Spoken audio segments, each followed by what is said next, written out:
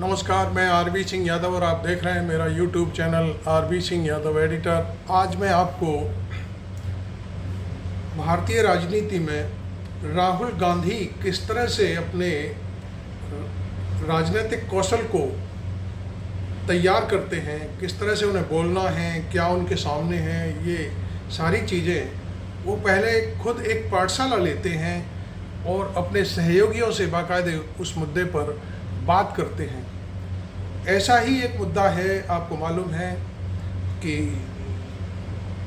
जिसको बार बार कांग्रेस के प्रवक्ता उठाते रहते हैं और उस पर राहुल गांधी को बोलने के लिए कैसे तैयार करते हैं। वो किस तरह से एक ब्लैक बोर्ड नहीं है उनका, सफ़ेद बोर्ड है, उस पर वो पूरी बात सामने रखते हैं और किस तरह से उस चीज़ को दुनिया के सामने लाने की कोशिश करनी चाहिए, ये सारी चीज़ें उनके प्रवक्ता उनको समझाते हैं। तो पहले हम आपको एक चीज़ तो मैं ये कह दूं कि आपने अभी तक चैनल मेरा सब्सक्राइब नहीं किया तो ज़रूर करें और राहुल गांधी किस तरह से मुद्दों को लेते हैं वो चीज़ का एक मैं वीडियो आपको अभी दिखाऊंगा और बीच बीच में आपसे मैं बात भी करता रहूँगा। चल रही है कि शी इज ब्लैकमेलिंग, देखिए she is blackmailing the prime minister. ये राहुल गांधी को किस तरह से उनके प्रवक्ता समझा रहे हैं उनके ही ऑफिस में।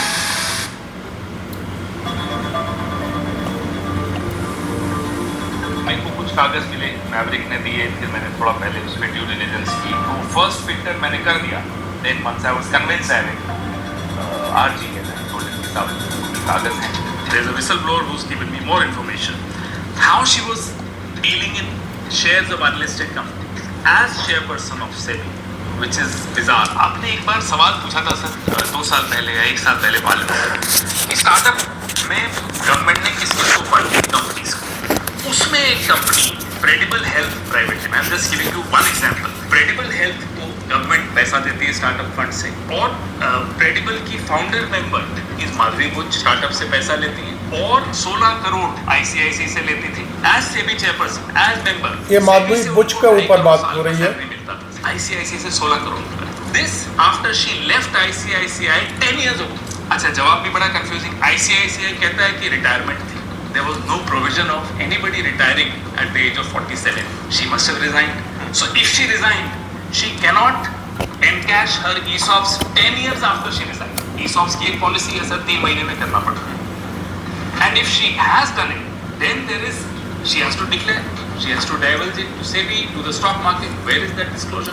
कोई disclosure नहीं। ये वीडियो हम राहुल गांधी के दफ्तर में उनके प्रवक्ता के साथ जो बातचीत हो रही है उसको रिकॉर्ड करके दिखा रहे हैं आपको।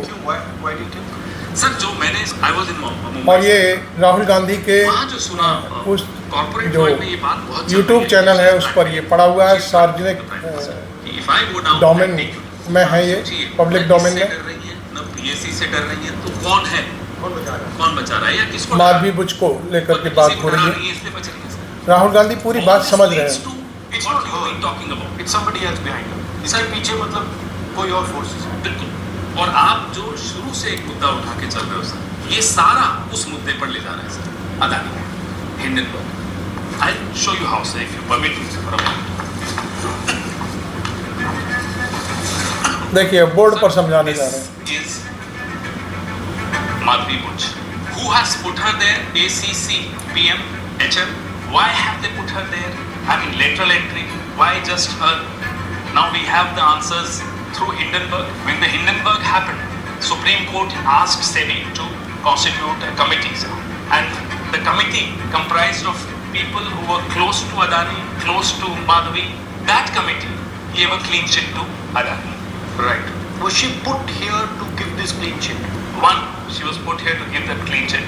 2, she stays here despite all these exposés. ये सब जानने के बाद भी सरकार उनको मिला नहीं पाती। You see, so Adani's finances are directly linked to his valuation. Right? The more he is valued, the bigger the balloon seems, the more access he has to finance. Correct. And so she is basically protecting him and protecting his valuation and his reputation. Absolutely. Now, is it his money? Is it BJP's money? Is it somebody else? There is this we need to, as a country, find out. Is Adani, is he actually a vehicle to steal Indian defense money? Right? We have one of the largest import bills in the world. We import one of the largest amount of weapons. Right. So, is this structure part of the role of this structure to steal their money? So, I'm wondering if there is someone from the national security establishment sitting in this same office.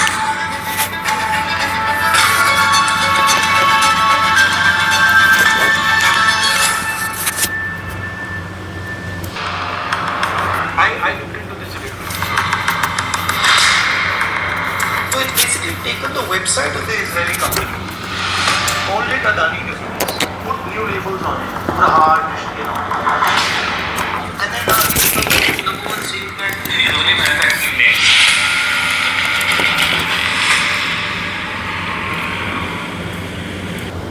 तो आपको मैं सिर्फ ये बात इसलिए बता रहा था कि आमतौर पर जब कोई मुद्दा कोई भी पार्टी का मुखिया उठाता है तो वो अपने मन से बात करता है, बगैर सोचे समझे जवाब दे देता है, प्रश्न उठा देता है। लेकिन यहाँ ऐसा नहीं है। राहुल गांधी खुद पहले चीज़ों को समझते हैं, पढ़ते हैं, क्योंकि वो एक राष्ट्रीय लेवल पर राजनीति करते हैं। उनके बयान को कोई ऐसे ही ऐरा गहरा नत्थु खैरा ना समझ ले, इसलिए वो उसकी पूरी गहराई में जाते हैं। और गहराई में जाने के लिए कांग्रेस पार्टी की जो टीम है उसका सहयोग लेते हैं। अब यहाँ देखिए, पवन खेड़ा साहब राहुल गांधी को माधवी बुच का जो घोटाला है उसे पूरी तरह से समझा रहे थे।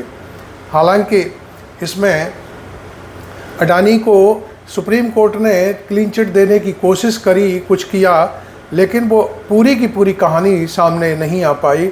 और इस मुद्दे को पवन खेड़ा जब भी प्रेस कॉन्फ्रेंस करते हैं पूरी बाकायदे सारी चीज़ें दस्तावेजी सबूतों के साथ बात करते हैं कि ये पैसा वहाँ से भी ले रही थी, यहाँ से भी ले रही थी, इधर से भी ले रही थी, ऊपर से भी ले रही थी, नीचे से भी ले रही थी। तो फिर आखिर ये हो क्या रहा था? अब देखिए, आपने वीडियो में देखा, राहुल गांधी बार बार कह रहे थे फिर इतनी सारे सबूत हैं तो इनको बचा कौन रहा है? अब बचाने की बात फिर आती है कि इनके पीछे कहीं ना कहीं किसी न किसी रूप में अडानी का पूरा साथ हो सकता है। तो ये सारी चीज़ें जो आपने देखी, मैं सिर्फ मेरा कोई यहाँ मकसद ये नहीं था कि मैं राहुल गांधी को कोई परिभाषित कर रहा हूँ। सिर्फ मेरा परिभाषित करने का एक ही मुद्दा है कि राहुल गांधी पहले चीज़ों को समझते हैं और उसके बाद उठाते हैं। खैर, आपको ये वीडियो अच्छा लगा हो तो आप इसको लाइक ज़रूर करें और मेरे चैनल को सब्सक्राइब करना बिल्कुल ना भूलें। और ज़्यादा ही अच्छा लगा हो तो अपने मित्रों को इस वीडियो को शेयर ज़रूर करें। Thank you very much. मैं आरबी सिंह यादव।